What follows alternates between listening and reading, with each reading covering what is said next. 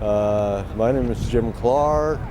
I wear a number of different hats. I'm the CEO for Oregon Green Free, the chairman of the advisory committee to medical marijuana for the state of Oregon, a chief petitioner for Initiative 28, and a board member of the Institute for Cannabis Therapeutics, a new 503 just starting for testing and stuff of cannabis in Oregon. I'm really behind I-28. It was very well vetted. Website that we have has had over 10,000 people. They've been asked questions while it was being written. And some of the stuff that are actually there, was the accumulation of polls run across of our site, which seemed to be the same as the mainstream users of medical cannabis, such as the biggest gripe, which was number one, not getting instant medicine and having to wait. People want to take away our rights to guard personal rights, neither of which we would have gotten involved in I-28 if stipulations to the counter of that weren't actually included in it, which they are. When I happened to have the opportunity to speak to the Dutch when they were here, they have a one system of getting medical marijuana to their people, and that's through a company called Petitioner. And that company is actually very limited as to the number of people that they get it to, because those people prefer to get their medicine in a coffee shop type atmosphere. And it's actually cost the Educator and the Dutch Ministry of Health a lot of problems, because people want to socialize as they medicate, and it's also therapeutic for doing so. It's very important that growers be able to grow. It's very important that users be able to socialize. And both those things are therapeutic. I don't know anybody as you get older, particularly past 50, that the doctor doesn't say, go out and do something. How about gardening? Well, gladly, The permits themselves, the biggest winner of the permit for being a registered producer is the fact that it's going to open up a way for farmers to actually make money again. They will be able to produce and sell their fruit, basically. That's going to create a number of jobs. The dispensaries themselves will create a number of jobs. Also creates a lot of jobs for people who otherwise wouldn't be working at all, because they would be taking those jobs that they want to take that anybody else wouldn't hire them for. That they're glad they're there and working. We have people that are they're only volunteers at the organization. They're glad to be there. They're damn good workers, and it's excellent. And when we get to the point to where we can pay them, we will be paying them, and they will be creating an income. I just think there's so many things that's going to add to that, that creates the type of money that the state's going to make that they haven't even looked upon.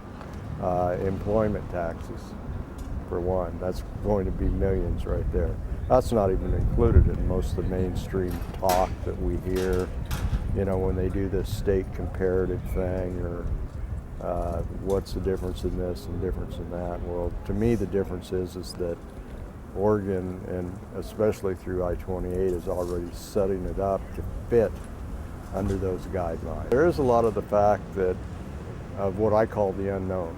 People want to make comparisons as to draw out the abuses or the problems with people that are involved, or those type of things, which really are overplayed and actually haven't been proven to anybody's satisfaction. And of course, any business in the world has people that don't run their operation properly. But we're never going to know what it's going to be like until we get the opportunity to deal with it in the fashion that it will be set up for us to do. Not everybody out there is a crook. Not everybody is out there for greed and to become rich, but there's certainly nothing wrong with people making a living. And that's basically where I see it as far as the money thing comes from these different jobs in the dispensaries is that we create jobs for people that wouldn't have them otherwise. Employment tax revenue for the state of Oregon, and starting off on a clean slate, all the dispensaries that may pop up have the same playing field. The competitive part about the best is one thing, and the other thing is that the testing is a major factor that has to come in, and with or without the passage of I-28, Oregon Green Free will be doing testing of product, because if you're a medical user, you just need it no matter what, you know. And so we'll be expanding into that area right away.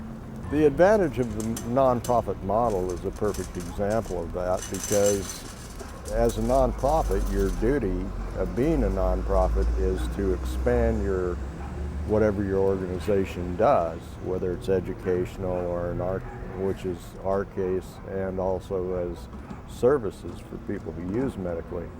The more money you get, the more you want to spread. This is a statewide law here. You know, we have 14 chapters around the state, but we still want to be able to expand in those areas what people actually have to have.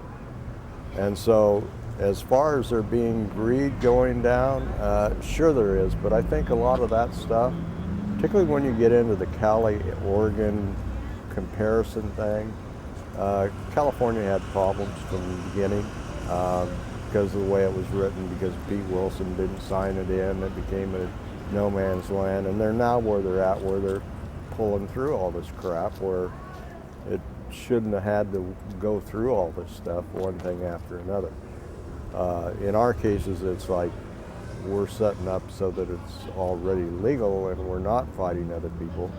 The competition will be between growers to make the best good medicine possible, and not really whether or not, which still goes on in California, the case that the growers that are there, that have been there for decades, are now losing out of something. First 215 card from Dr. Mick Ura in Arcata, and it's like the 119th patient from the Humboldt Cannabis Co-op, and it was great. They were trying to do a lot of things, but they were basically paying black market prices to producers to bring the medicine in, and then they'd pitch in extra.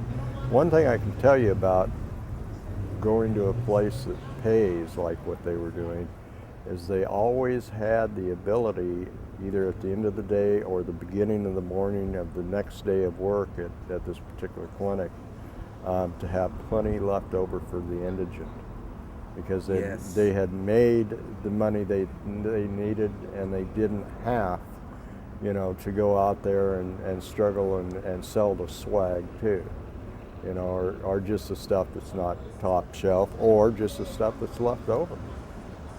You know, if you start off with the worst being the good as it can get, you know, and there's left over, that's what people are going to get.